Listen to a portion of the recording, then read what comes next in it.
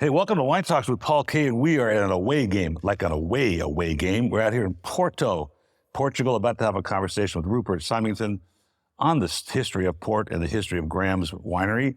Introductions in just a moment. Hey, have a listen, because the Psalm TV group just released Cup of Salvation. It comes out on the 6th of October. It's already out by the time you hear this. And it's about a family in Armenia, the Kushgarians. It's a father-daughter ensemble, and it's about the history of wine in Armenia, as well as this plight by the Kushgarian family to bring it back to life post-Soviet world. It's a crazy, crazy story. Have a listen, but not why we're here today. Here I have a conversation with Rupert. So glad you could join us this morning. Morning, Paul. How are you? I'm doing great, thanks. It's good to see you again after your trips to LA and our mutual friend Don Schliff and his incredible collection of ports. Yes, I'm very bummed. I was invited to a wonderful Magnum tasting in a couple of weeks' time. It's just been cancelled. I was looking forward to tasting these amazing 100-year-old bottles of port. So the last one, which was his Quinta Noval, the phylloxera-free vineyard. Nacional. Yeah, Nacional. And I was like honored because the history with my father and Don and I for many, many years when he ran Wine Warehouse. But you know, there was only a couple of these bottles were the last bottles known to exist. And I'd like, so how many can it serve? 30 or 40 people maybe, right? Well, Don's the only person I know who filled in his swimming pool to build a wine cellar. Well, I'd be done. And people always go, wait a minute, the best collection in the world maybe in Glendale, California. Well, this is not necessarily the hotbed. Anyway, so interesting to be here and experience Porto as a town, not been here. And I'm starting to think about the experience of port and the idea of its beginnings and why it happened and then the difference between the English versions and the Portuguese versions. Can you shed some light on the sort of the history of Portugal? So port really started when particularly the British market was looking for alternative supplies of decent red wines. Britain was at war with France in the 17th century, and British merchants came down. They toured the coast of Spain and Portugal in search of, I'd say, decent wines, and they settled in a place called Viana do Castelo, which is about an hour north of here, and discovered some decent wines, and they started shipping them to the UK. As the business increased, they became a bit more adventurous, and reportedly some people traveled up the Douro River and discovered about 60 miles inland some monks growing red wines, which were quite extraordinary. They were much richer and sweeter, in fact, than the wines from the coast. And these wines were then transported downriver on flat-bottomed wooden boats to the coast to then be transshipped to the UK. And what happened in the next 100 years was a bit of almost like a gold rush. There was, people piled into the port trade. At some point during those 100 years, people started realizing that the wines could re-ferment on board ship, and often they'd arrive in poor conditions. So they started dashing the wine with a little bit of brandy, wine spirit, and that gave rise to what we call fortification, which today is the difference between port and all other wines, is that we actually add brandy to the port during fermentation, so we preserve some of the natural grape sugar in the fruit. So port went on to become the most popular, best-selling, and probably most expensive wine in the world. Mm-hmm. This is back in the early 1700s.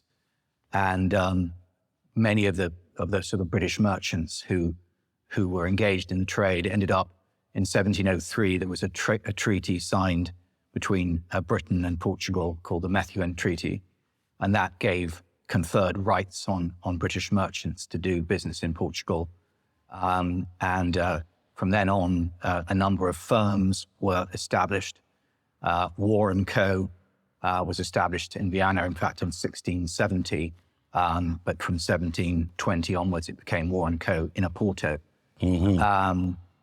There were later comers like Dow in 1798, Graham in 1820, and Coburn in 1815. But port went on to become, went on to become sort of the wine of the middle classes in the UK in particular. And today, most British people still buy a bottle of port at Christmas and have it on their Christmas table, which is not very nice for us. It's still it's one of the biggest markets, especially for better quality ports, even today. You know, it's interesting because I think in my heyday, we were probably one of the biggest purchasers of port during the holidays. We seemed to have had a group of customers through our direct-to-consumer company that liked it at Christmas time. But that's not what you guys want. You wanted to drink it all the time, right? And actually, we've evolved our port offering. I think where we are today, we're at the cellars in Villanova de Gaia. This is Gaia and Porto, a bit like Buda and Pest. They're two different sides of the river. They're effectively the same city, but with different names. We're about 100 kilometers from the Graham's winery, which is upriver. The River Douro starts in northern Spain. It's one of the longest rivers in Europe, and it comes down. As it enters Portugal, it comes through a mountain range where it's cut a channel through the mountains. And this valley is quite extraordinary. It's probably one of the driest areas where grapes are grown in the world without irrigation. We are starting to use irrigation to mitigate climate change, but traditionally the grapes of the Douro have been, they're growing in this semi-desert. And when you deny a vine water, when it doesn't have enough water, it produces obviously a much smaller crop and much more intensely flavored berries. So port grapes are small and sweet. They're picked at about 14 Beaumet, compared to some Napa Valley Cab, which would be about 12.5. So once the port is all made up in the Douro Valley, and the wineries are all about 100 kilometers from here. And today we don't sadly transport the wine anymore on boats. We bring it down by truck. But we have two very different climates. The Douro gets very hot in the summer. It's not a very good place for long aging of port. So what we do, we bring them down, and we have a warehouse here with about 5,000 barrels of what we call aging tawny. Tawny is the name we give to, it means brown, the color of the port. When you leave port in a barrel for 10 years or more, it loses that purple color, and it takes on a sort of amber, and the flavors become more dried fruits and less fresh fruit. Tawny has caught on, particularly in the summer months. We serve it chilled, and it's quite nice to have opened up, probably, especially in the US, a completely new experience of port. People, used to buy a lot of, reserve rubies and vintage ports. Now they're buying probably one bottle in four is a bottle of old tawny, a 10-year-old or 20-year-old tawny port. The conditions on the coast are ideal for maturing tawny. There's a higher humidity here. This cellar here is built with quite sort of tall ceilings. The wine the temperature varies between about 16 and 18 degrees centigrade throughout the year, so it doesn't get too hot. Porto is a bit like San Francisco. We get a lot of fog in the summer, so when it gets too hot, the fog comes in and cools us down. So basically an ideal place to age port. So we have port is very much a split industry. We have all the vinification, the vineyards upriver, and then all the administration and storage is down here on the coast. It's a beautiful city. We had dinner on the river last night and just enjoyed every minute of it. We had no expectations and didn't understand the history of Portugal. And you're talking about the 1700s, and the English trade was, it seemed like with champagne as well, and now you're talking about port, Madeira, and sherry, that the British market was pretty much the market for all things when it came to wine or fermented products. Is that the case today? Is Britain still the main consumerism? It's less so. I think, funny enough, the biggest market for port today is Portugal, and it in value. France is still the biggest in terms of volume. the French market grew in the 1960s and 1970s when people were looking for other alternatives to the traditional aperitif market. And France is a huge aperitif market. And port is the only imported wine that's ever been successful in France. I think it grew to one point, it was about 3.5 million 9-liter cases. It's about a third of the total. It's fallen off a bit now because, I mean, generally these were lower quality ports sold quite cheaply. But with Portugal's entry into the EU and with basically progress, port having been in the 1970s a fairly low cost product, labor in Portugal was cheap. We were able to sell port competitively with other drinks in the European markets. Now port has probably, reached a point where it's quite inexpensive. It's a luxury for a lot of people. I can't think of any French arrested fermentation. There's something called Maury, I think, and very few of them, if there are. Muscat de Baume de Venise, a sort of Baume de Venise. Yeah, and but port is it's very much there's two markets for port. There's the northern sophisticated northern markets drink port as a digestif, so after dinner. That would be the UK, most of Scandinavia, the USA, Canada. And then you've got places like Belgium, Holland, and France, where it's drunk largely as an aperitif. And the quality tends to be, in Europe, it's much the standard ruby or tawny ports, whereas in the northern markets, it tends to be reserve ruby and above, so the better quality ports are sold in the US, the UK, and others. So how about the markets like the Asian markets that tend to be behind the curve? They tend to start with Bordeaux and the classified gross and the best Napa, and then they learn that there are other things in the world. Is that part of the world catching on to fortified brands? Funny enough, I mean, we've been trying to sell port in Japan for about 30 years without success, but that's so interesting.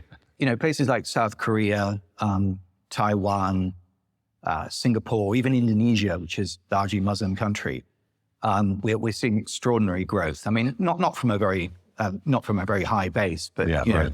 I think South Korea did over €500,000 worth of business for us last year, which is would have been unheard of 10 years ago. So there is sort of potential. Port has a sort of enduring quality, and what's helping port a lot is all the people who are coming to Porto. There are a lot of Koreans coming to Porto now, and I believe that we've invested a lot in our visitor experiences here. And, if you can give people a good experience when they visit, they'll take your brand as home as a memory and hopefully buy it when they get home. So we have seen a little bit of that. You mentioned earlier off camera about the idea of marketing in today's world, and, how, things are off a little bit. I sold my company because of the same reason at the time. And part of it is what you just said.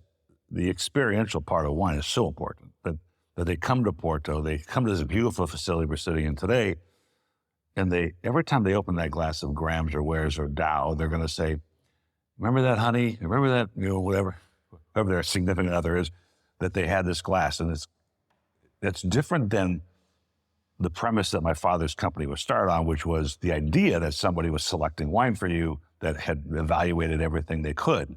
Now it's about, and maybe it's the generations, maybe it's the millennials, maybe it's the Gen X's, maybe it's the Gen Z's that are like, no, I want to be part of the experience. People want to go downstream, and people want to understand the origin of everything they source. I mean, even my wife refuses to buy, tomatoes that are not grown in Portugal. Yeah, really?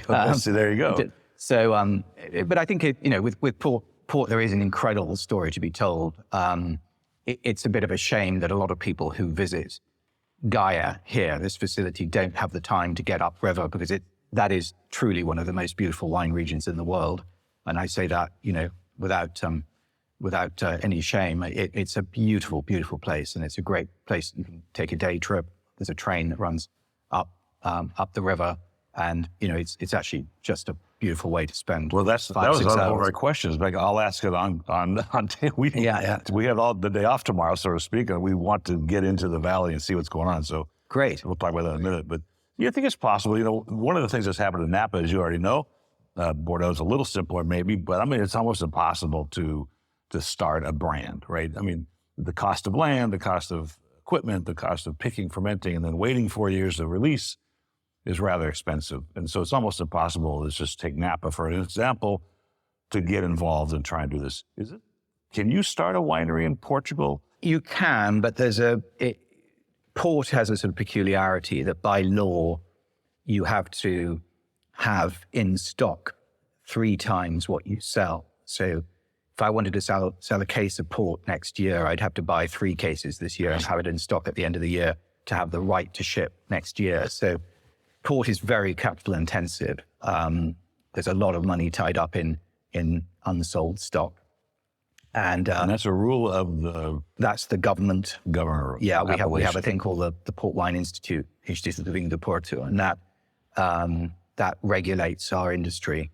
We are actually one of the most regulated industries in the world. We need a license to plant a vine and then a separate license to be able to turn that vine, those grapes into port. Wow. And those licenses are very expensive because you can only buy them, you can't print them.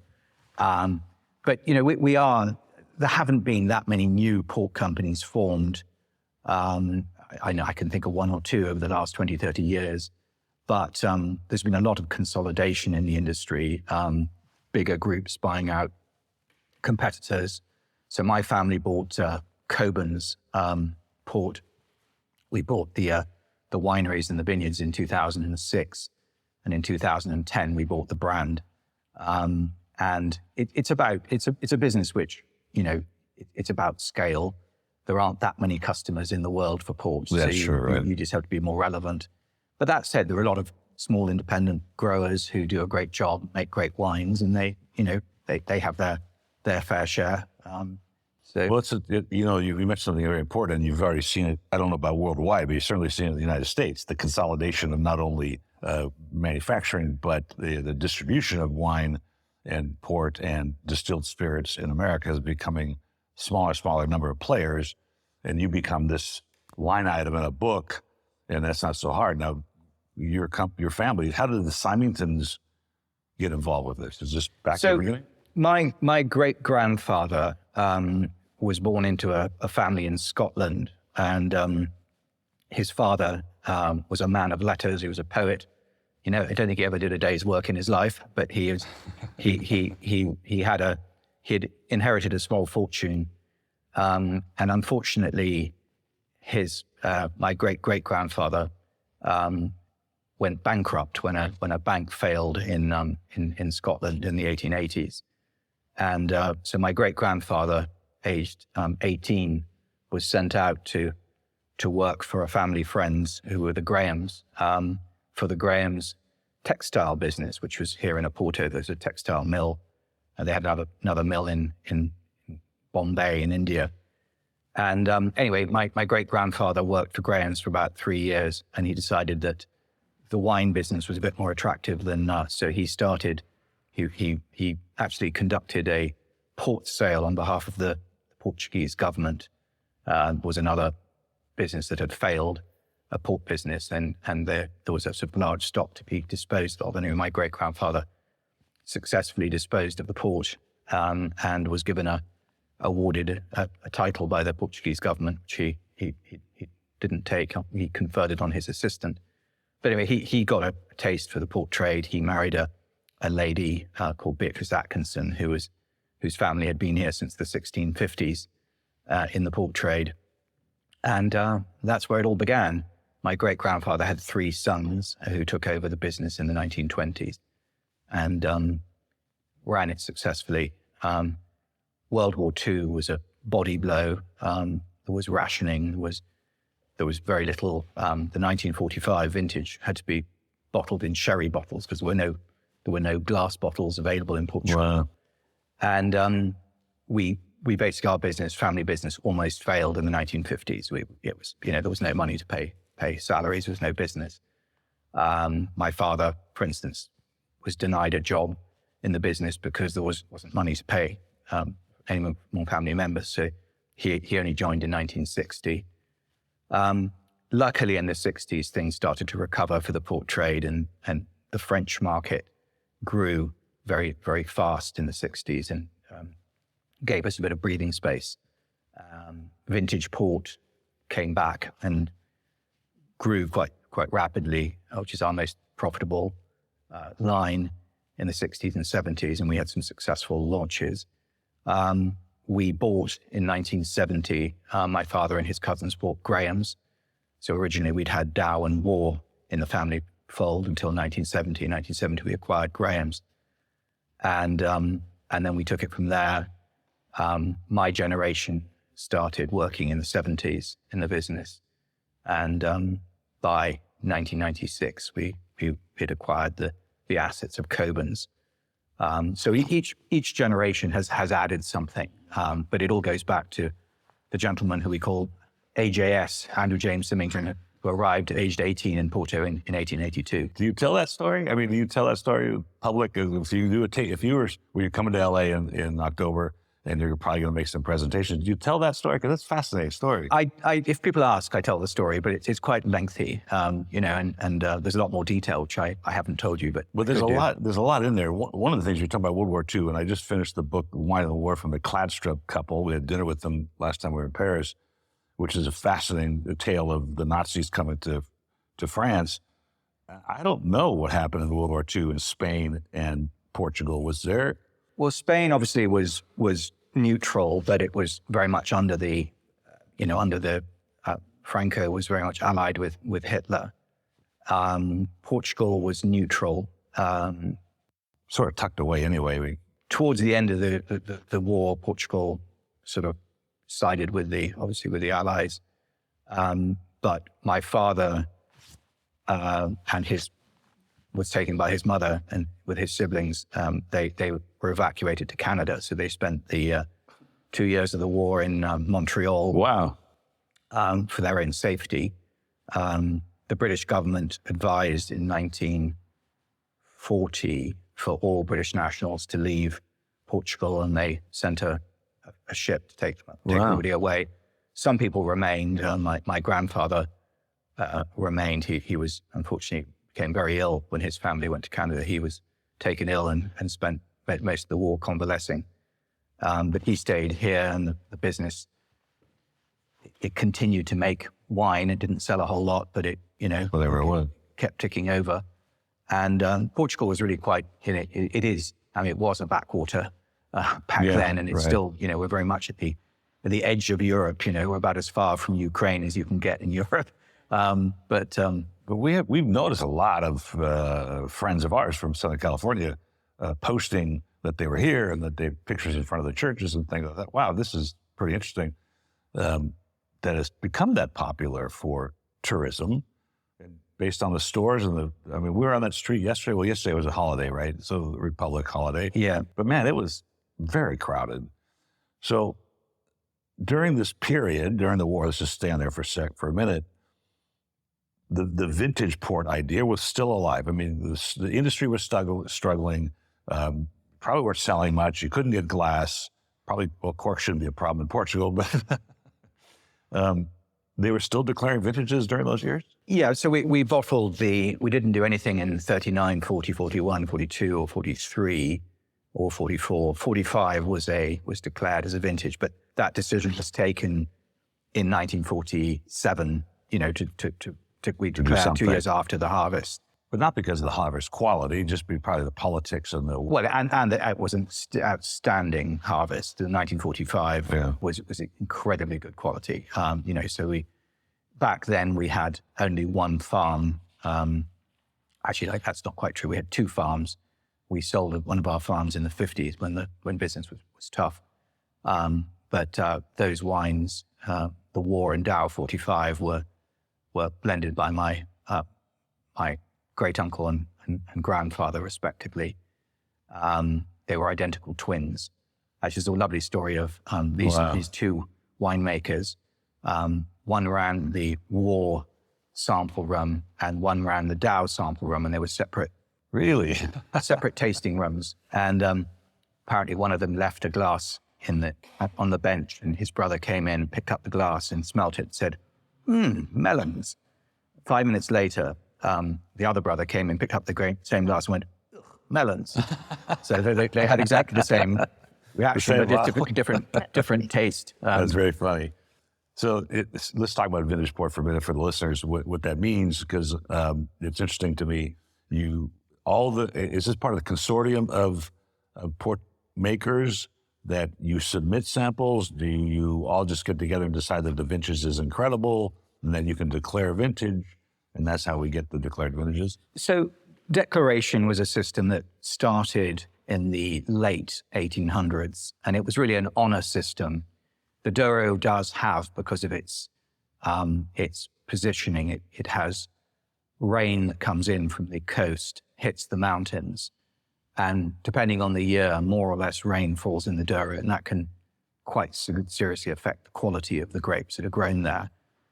Once every 3 years or so, there are the ideal conditions to make truly great wine, and the port trade decided early on, rather than do what the French do in Bordeaux, which is, you sell every year at a higher price and say it's always better than the last one.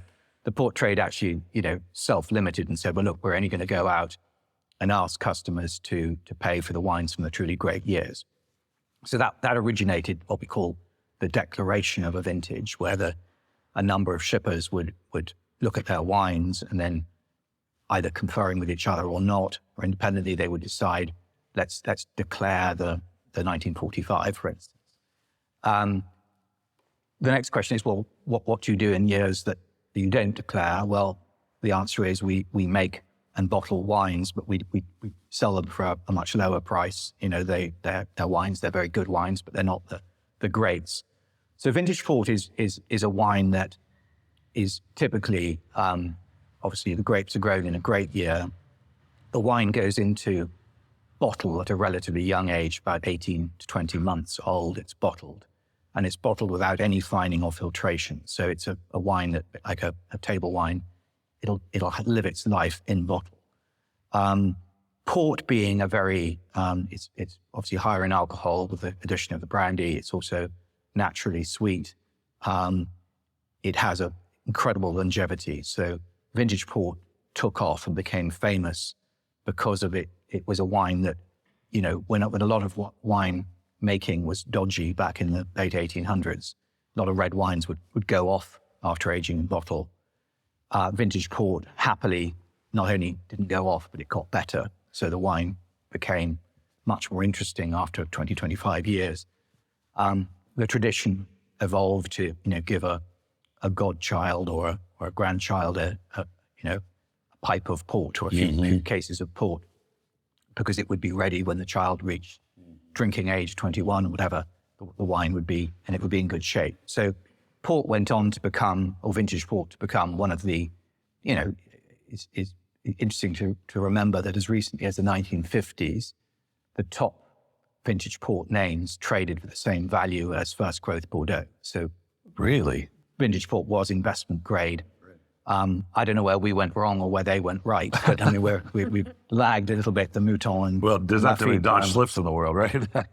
But no, so vintage port, went on to become, investment grade wine. The UK was really the sort of Place de Bordeaux equivalent, was the London wine merchants, actually responsible for bottling a lot of vintage port back in the 1950s and 1960s. From 1970, it became mandatory to bottle here in Portugal. So that was a change in the way vintage port was done. And from the 1970s onwards, we started accumulating quite large cellars of, so whereas in the past, London wine merchants would do the cellaring and the élevage of the wines, from 1970 onwards, it was up to us to do that work. So today we offer the wines en primeur. So we ship some wines, maybe about 2/3 of what we bottle, we ship within 2 years of harvest. And the rest we hold back, to supply restaurants in the future and private cellars with nicely mature. And in a minute, I'll take you and show you one of the cellars in the back here. And it's vintage port is stored lying down, like red wine. It's unlabeled. It's just a cork in a bottle and some nice wine inside. And that's an interesting thought. And it'll move us to the contemporary part of this conversation because vintage port being basically ruby port, and it acquires its character and transformation in bottle. Exactly. But the laying down of wines in bottle was something that only really started, in any wine sector in the 1830s, because prior to that, bottles weren't cylindrical, and you couldn't lay down a flagon. Also, corks tended to rot and drop out, so you'd risk losing your production. So I think it was when the cylindrical bottle was first invented, that gave rise to this competition between Burgundy and Bordeaux and port to see whose wine would last best. And before that, there was no such thing as aged wine because there was no way of doing it. But port certainly came out, vintage port, as one of the best sort of long-term bets. We wanted to wait 25 years. Unfortunately, today, those 25 years are not on the Gen Z radar. No, everyone wants instant gratification. So it's one of the reasons, vintage port hasn't done so well in recent years is because of the time it takes to get to perfection. Well, it's kind of interesting because it has to be in the bottle. It has to age. Tawny port, for the listeners, it's aged in the barrel before it gets put in the bottle. So it's less relied on it be in the glass. And this goes to this question because we're going to move to contemporary problems that we have in our industry, cans, Tetra Paks. And I have a conversation coming up with a professor at a major university in America whose job it is to find food grade coatings that will allow a wine to last, let's say, 24 months in a can.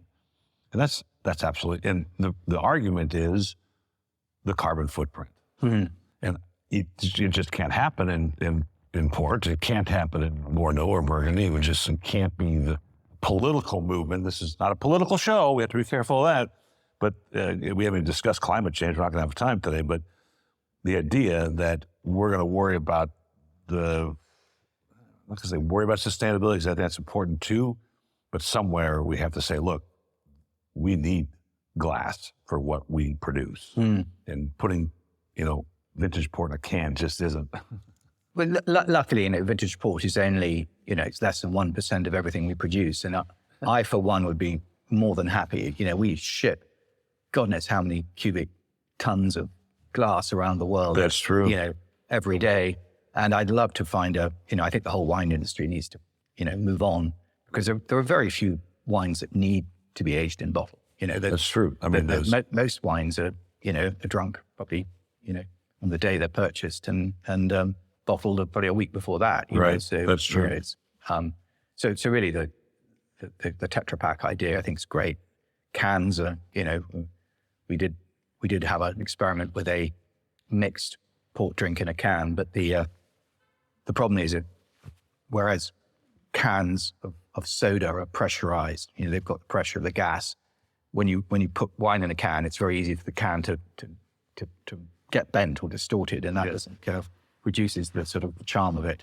But anyway, I noticed downstairs you had some sustainability awards, and I think of all the industries in the world that produce anything, whether it's widgets or semiconductors or wine, that the wine business is probably the most ideal for sustainable operations. Yeah, so we became a B Corp about 4 years ago, which is, I think, the gold standard of, it obliges you to actually change your company statutes to recognize.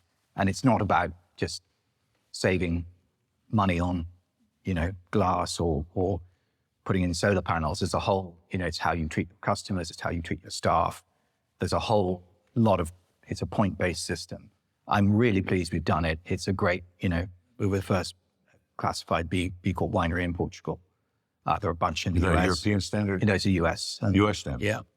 And, but we've also joined a group called the International Wineries for Climate Change, which is headed up by Kendall Jackson and Torres from Spain. And there are, there's some pretty strict rules that, that it's all about reducing your carbon footprint. And one of the things I'm fascinated about is how we can capture the carbon that we produce. With port, I always say that port, because we only ferment half the sugar into alcohol. We actually, right. we're already producing only half the carbon footprint of any other wine industry. But it'd be nice to, to actually, capture that carbon and put it somewhere. And we're working quite hard on it. The whole industry is working on ways of it's not just capturing the carbon, but it's also then transforming it into something that's storable rather than letting it go into the atmosphere. The climate change, Burgundy's affected by it. And again, it's not political as to why there's climate change. I think everybody can agree in our industry that there is, and there's problems. Now, Napa, oddly, is probably a month behind its typical harvest this year. And, other parts of the world are a month ahead of what they would do normally. What's happening here? So here we had, this harvest just finished. We received the last grapes about 3 days ago. We had the most extraordinary, we had 3 weekends in a row of heavy rain. And there's a sort of harvest rule of the port trade. Any rain during the harvest is not good news. No. So the first weekend, created some actually quite necessary, because we have such dry summers here, that in order to finish off the ripening, it's quite good to have a little bit of rain at the beginning of September to allow the vine to start circulating its sap again and finish off the ripening of the grapes. So that first rainstorm was not a problem at all. When we had another one the next weekend, another one the weekend after that, that's when by the third week we were seeing, some rot appearing. We were seeing some dilution of the, and a month prior to that, we'd had an attack of the sharpshooter. Oh no! And which basically stops the photosynthesis process. It basically injects something into the leaves, which kill off the leaves and stop so that was it affected mainly the Dura superior, the most easterly part of the Dura. It affected it quite badly, and that sort of suspended some of the Beaumets rather lower than ideal. But on the whole, we've made above average quality wines, despite those two, the weather problem and the sharpshooter problem. Every year is getting stranger. Is it? Yeah. So we had these torrential rainstorms in May, April, May of this year, and then a reasonably cool summer, which is quite welcome. Last summer was the opposite. We had a sort of temperatures 45 degrees centigrade for sort of 3 weeks in July, which ended up drying up most of the grapes. Certainly, I have a vineyard that I own personally, and last year I lost something like 40% of my production to dehydration, which was not much fun. I noticed the Symington still wines down there. We'll wrap this up with just that conversation about still wines. We were in Bordeaux at Vinexpo in 1993, and we went to the Portuguese booth. Of course, there's Vino Verde and there's port and things, but the still reds were really quite awful back then. What has happened worldwide that I had one last night, it was fabulous, that the Portuguese have seen the marketplace for still wines, or they decided to, they always made them probably, but decided to get into this? I think there's two factors here. I think that the old-fashioned consumer of wine in Portugal was a bit like the old-fashioned Spanish consumer. They liked wines that spent 20 years in wooden vats and were bottled, like sounds delicious. Balsamic vinegar, and I think there was a lot of wines, a lot of oxidation, and some, some sort of excessive wood aging. There was a new course that came into Villarreal University, started a winemaking course, University of Trás-os-Montes, UTAD, and that bred a whole generation of young winemakers who were going overseas for experience. And basically the whole wine industry, I would say, from the mid-90s, started cleaning up its act. Mm-hmm. There was better, there was temperature control for whites, there was, more understanding of bugs in the wine and chemical processes and, just generally better. And this sort of coincided with a change in consumption, people looking for, fresher, younger reds and whites. And I would say, we came seriously into red wine from the Douro in 2000 only. Prior to that, we made wine as a byproduct because we have this odd system that our port vineyards only have a certain percentage of our grapes are allowed to be made into port. There's a port quota. and then everything else over and above that quota has to be declassified. And we would basically take the best grapes, make them into port, and then the lesser grapes would be made into a rather rough and ready table wine. From 2000, we decided to take a more sort of studied approach, and we went into partnership with Bruno Prats, who was the former owner of Cos d'Estournel in Bordeaux. We make a wine together. It was our 23rd year working together, called Crisea, which I'm happy to say now sells at a price which competes with our best ports. It's now my original goal, and I've managed that project for the family for 23 years. And the objective was to end up with a wine that justified taking the best vintage port grapes and transforming them into red wine instead of port. And I'm happy to say that Crisea now sells at the same price as a good vintage port. So it was a worthwhile. They're quite complex. They have a ton of body. They've got great balance. The one we had last night at this restaurant, just, every time I tasted it, I thought, wow, there's something new to taste in this. It's fabulous that we get to experience grapes like Touriga Nacional and Suzão and those kinds of things as a still wine.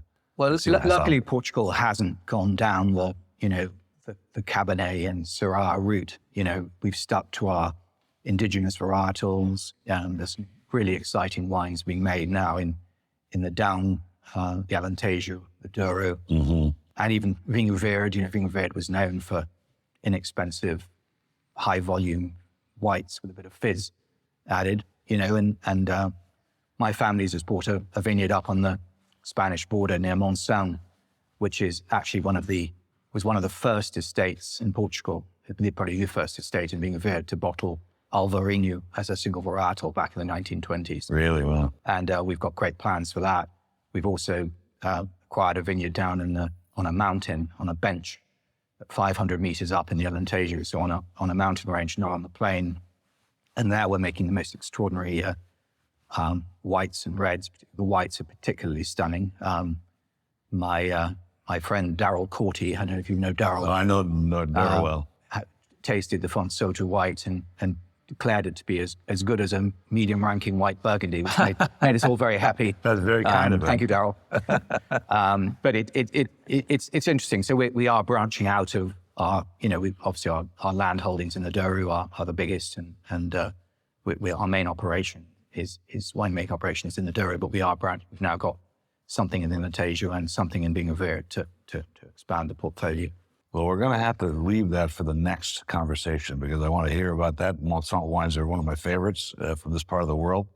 It's such a pleasure to be here and have a conversation with you. I know you've got a lot on your plate. I didn't realize you just brought in the last grapes 3 days ago, so you're in the fermentation now. So well, I'm luckily not involved in any way in the harvest. So okay. I've been sitting at my desk in Porto most of the time when my cousin Charles has been up running his viticulture team and winemaking team. But we've just opened a brand new winery up in the Ataíde Valley, which is on the northeastern part of the Douro, and it's going to be LEED certified. We hope it's a sustainable design, and we're finishing it off. We had to get it open for the harvest, so it's not quite finished. It's got a living roof. It's a pretty cool building, and it works. It made really good wine this harvest. Well, how about that? How fascinating that there's the twins were going at each other. Now the cousins are working together. This is a fascinating conversation. Thank you again for your time. I hope to see you in LA. What's on schedule when you're there? So I'm going to go and visit the new owners of Wine Warehouse. Oh, that's Breakthrough right. Beverage. What's the InBev? What? Breakthrough Beverage. Yeah, which I'm looking forward to that. And I'm also I've got a couple of press events in San Francisco, which I'm going to be doing. So I'm looking forward to it. I'll be there in like 2 weeks' time. Yeah, that's right. Yeah. Thank you again. Cheers. Great, Paul. Thank you. Take care. Hey, welcome to the adjunct to the Rupert Symington conversation in Portugal. When my wife and I set out to go to Europe this last month, we had all the intentions of the world of going to Armenia to shoot some footage with their news organization about the changes in the wine industry. We have a whole 10 episodes that we want to produce. and do some podcasting. My wife was going to go to a women's conference, but the war changed all that. And so we're sort of stuck. We didn't know where to go, what to do. You have tickets, they're already paid for. There's just kind of a mess, and you're on the fly. Despite the fact that we have so much technology in our hand, it's still cumbersome to reroute a trip like that. But we're fortunate in that we were able to reroute to Portugal. So after we left Italy, which I talked about, we ended up flying to Paris. And after Paris, we spent 4 nights in Portugal, in Porto, which is North Portugal. A couple of things that are important about the Portuguese wine industry. My father and I visited France in 1993 and went to Vinexpo, which is the largest wine show in the world. And we went to the Portuguese booth. And it literally was virtually unpalatable. Now, port, as we know, is a dessert-style wine that is made through arresting the fermentation of the fermenting grapes. And what that does is it leaves a residual sugar amount in the wine, and they arrest the fermentation by pouring distilled spirits into the fermentation tank, brandy typically, and all of a sudden, fermentation stops. There's high sugar content and high alcohol content. Hey, it can't be that bad, right? And it's a fascinating beverage. We got to spy vintages back to the 1800s when we were there in Portugal. But I bring it up because port wine is the north part of Portugal, and also now they're making rather stupendous and world-class still wines. Still wine being non-dessert, non-sparkling, red and white wine, basically.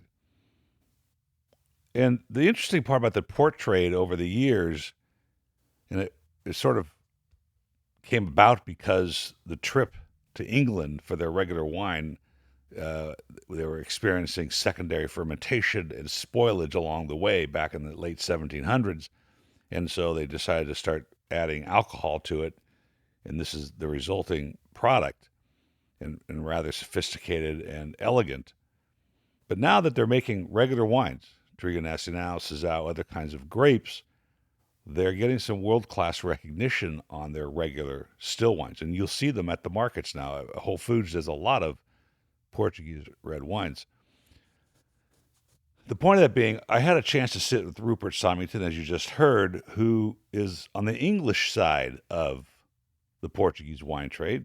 There are 2 basic types of Portuguese port makers in Portugal. There's the Portuguese-owned ones like Ramos Pinto, Kopke, the ones that we visited as well. And then there's the English versions like Taylor Fladgate or Taylor, as well as Mr. Symington's winery, Graham's, Dow, Ware.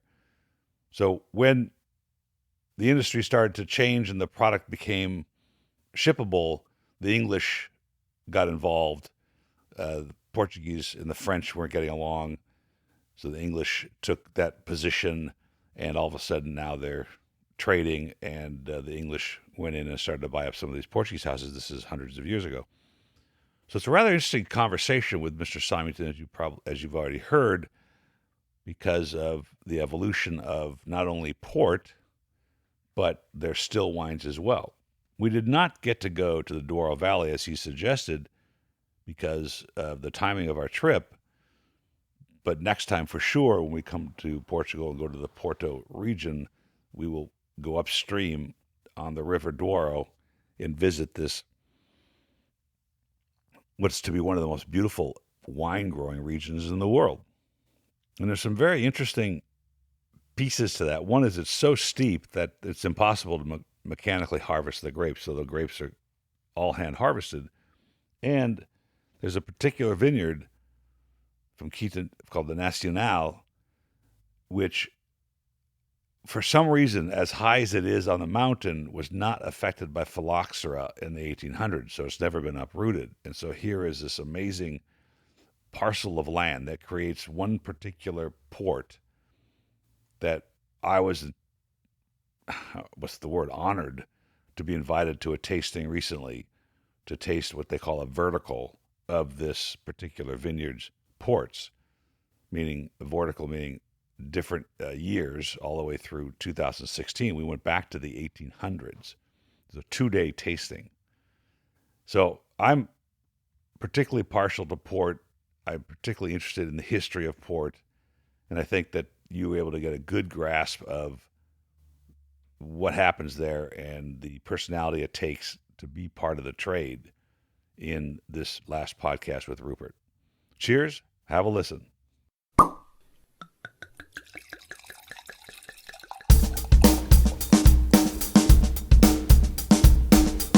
Thank you for listening to Wine Talks with Paul Kalamkarian. Don't forget to subscribe because there's more great interviews on their way. And folks, have a great time out there in the wine world. Cheers.